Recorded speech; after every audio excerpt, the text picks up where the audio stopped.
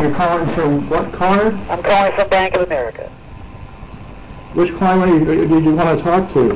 Well, actually, I want to speak with someone handling affairs, unfortunately, for the late Mr. David Kleinman, please. Well, then you'd want to talk to Bob Gander. I'm sorry, I'm having a hard time hearing you. You're on speakerphone. I'm Bob Gander. I'm David's uncle. Is there any way to pick up Bob so I can hear you a little better, sir? Oh, I'm sorry. I'm Bob Gander. I'm David's uncle. Bob Ganders? Yes, sir. Ganders? Yes. Is there any way you could pick up Bob on the receiver? Sure. Yeah, can you hear now? Yeah, that's a little better. Okay. Are you still on speaker there, sir? Yeah. Is there any way you could pick up on the regular phone? No, because we're recording the telephone call. Okay.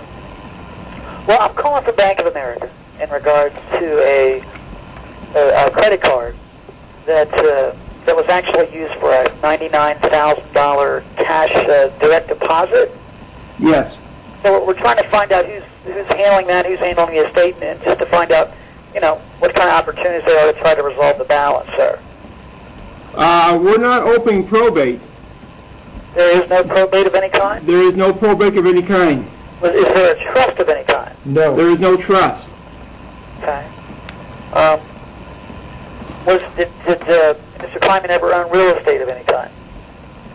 Yes. Okay. Usually, if there's real estate of some kind, they will force open an estate.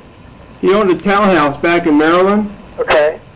But we're not. He owes more on that than it's worth. Going into foreclosure. Yeah, unfortunately, like I said, David took out $99,999 in direct deposit, which was placed in his account. From this account, Yes. we've only got a handful of payments on there, so we got a balance of over $90,000 here, about $93,000. That's a lot of money. I know he took out. He had we calculated $386,000 out on credit cards. What were they used? What were the credit cards used for? He was a paranoid schizophrenic. He did lots of crazy things.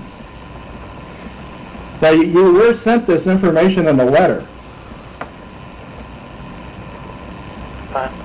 Well, what you ought to do is we faxed it to your fax number. You ought to look at your faxes. well, I mean, I assume with this kind of debt, there must be some kind of attorney assisting in some form or fashion. Well, No. did you ever get that letter?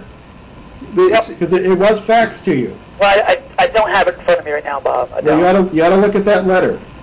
What does it state, sir? It states all this information in the letter, and you should read it. Well, could you kindly consider that I don't have it in front of me so we can just, I mean, it's a lot of money. Well, that's the problem with Bank of America, is that we send things in writing, and they never respond to the letters, and then their computer basically calls us, and then you guys have no idea what we wrote to you. Well, I don't have any documentation of getting a fax, Bob. It's like the left hand doesn't know what the right hand is doing with Bank of America. Okay. Well, basically what we're saying is he owes so much money, and his assets are so few that it does not behoove us to open probate. All it's going to do is cost us money. Well, so there's limited funds in the estate, is what you're saying. Yes. Okay. Even if there were limited funds, we're still trying to figure out some way we can maybe settle the account.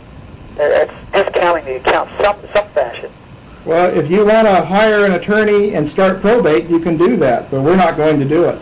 Well, what I'm asking is, in these circumstances where there's limited funds, obviously, we've given, unfortunately, Mr. Kleinman, $99,000. You received about $3,000 on that. So hopefully you can understand that what we're trying to resolve the matter. The thing is, we're not responsible for it. He was crazy. He was a paranoid schizophrenic. He killed himself. He was out of control. There's nothing we can do about his estate. There's nothing we're willing to do anything about his estate. Well, you're telling me there's limited funds, which means there's value in something, I assume. But we don't own it, and we're not going to bother with it. There's a townhouse that's going into foreclosure, You might be able to save that in time. I don't know. I think it goes into foreclosure this month, back in Maryland. Yeah. Well, if he had that much, he had the ability of getting a credit line of $100,000. There must be. Well, he was crazy, that's the weird thing. Why in the world did you give an unemployed schizophrenic man who was on Social Security disability a $100,000 credit line? Bank of America needs to do something about their credit policy, or they're going to go bankrupt.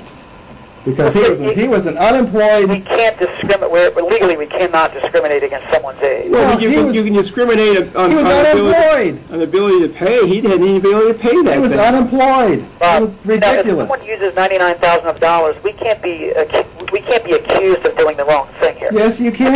Yes, you can. You did the wrong thing. You were stupid for giving him $100,000 in credit. I can consider you partially responsible for his death. Yeah, it caused him a lot of stress. It caused him a lot of stress. You know. Well, what did he use the $99,000 for? Who knows? He wouldn't tell us anything. I need everybody to drop their tone. I don't want to be yelled at. He was crazy. Oh, come on. Our brother died. So, you know, you're a bunch of idiots for giving him $100,000. An unemployed schizophrenic man. Well, that's your. We put this all in a letter, and you never responded to anything. Goodbye.